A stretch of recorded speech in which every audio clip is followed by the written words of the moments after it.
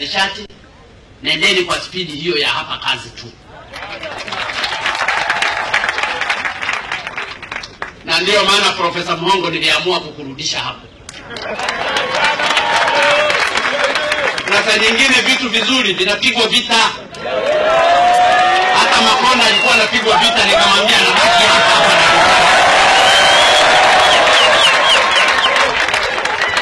Ili mbaya wao wamuone yuko hapo tena hofu zaidi.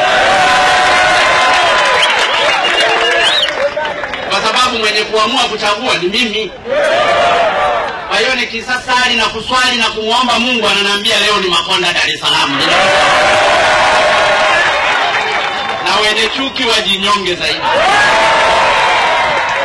Na ndio maana nilikaa nikasema Profesa Muhongo hapa.